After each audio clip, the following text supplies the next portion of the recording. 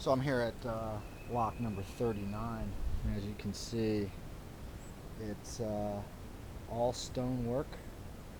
Been around since it was first built, and you can still see the cutouts here where these big gates came in and swung open and closed so they could fill them up to raise the boats higher so they could go up the river.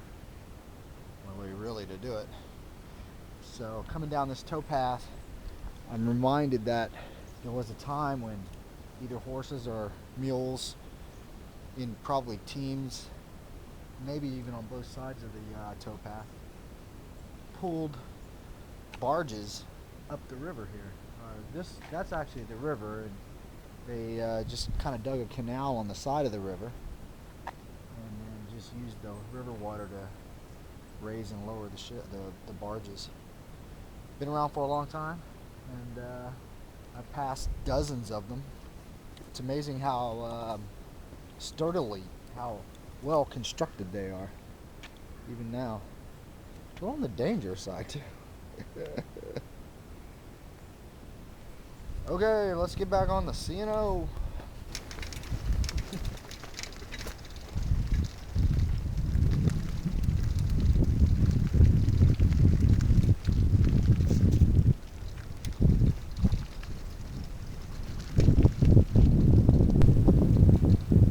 So I'm here at Killingsburg Cave, the hiker-biker campsite on the C&O.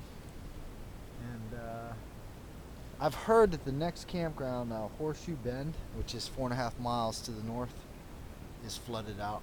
And I think the next one after that is another 6 or 10 miles. I can't remember.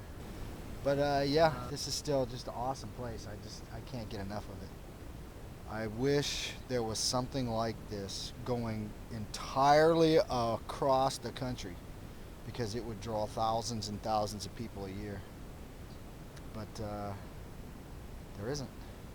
185 miles, you can't beat this. Once again, I'm at Killingsburg Cave, hiker-biker campsite, and I think I'm going to camp here for the night.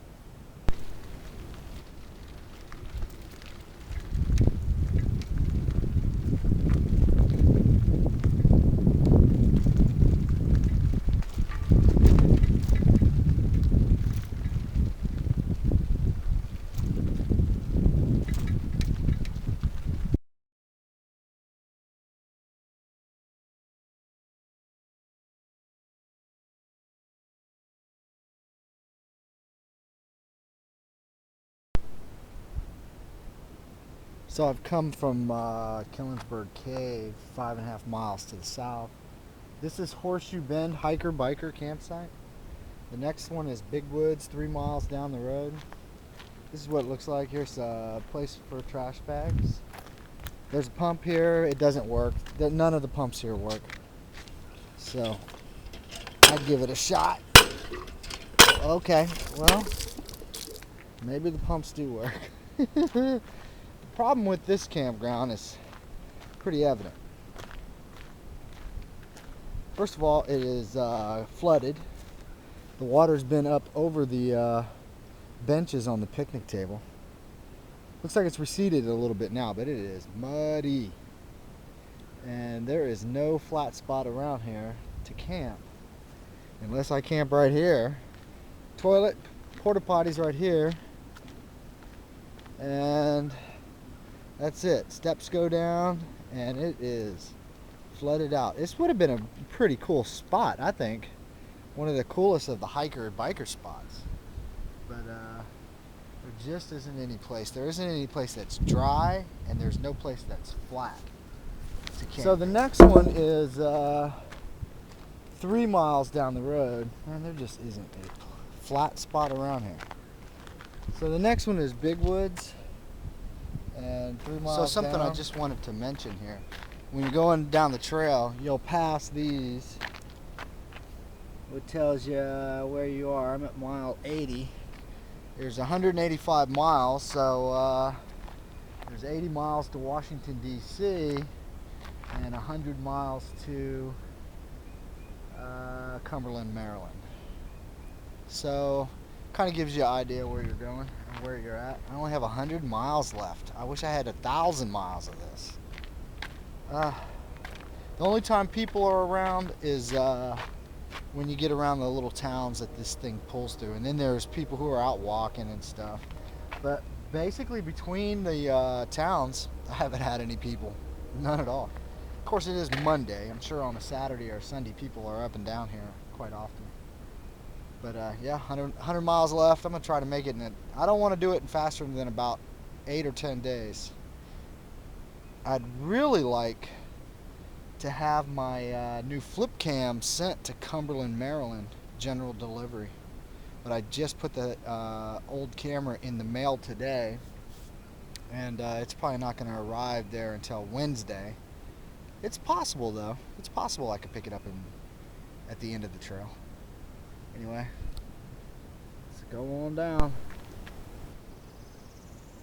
So I've got here to Big Woods hiker-biker campsite, and it's like 8 miles in that direction will be tomorrow.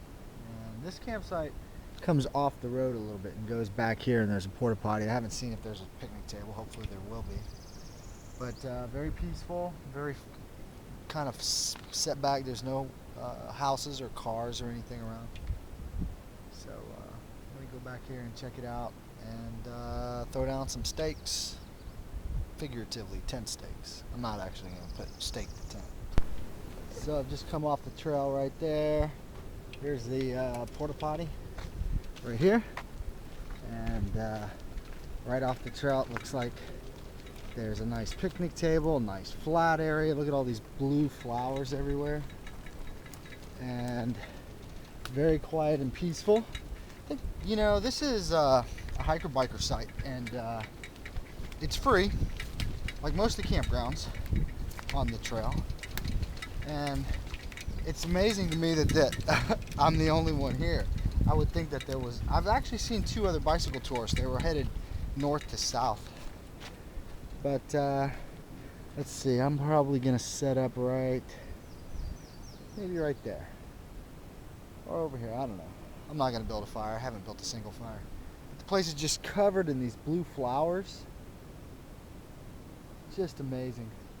Right here's the river, and I'm gonna cook some dinner.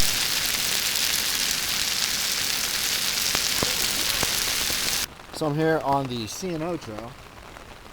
I think this is day number 6 of the last 3 weeks that I've spent in a tent.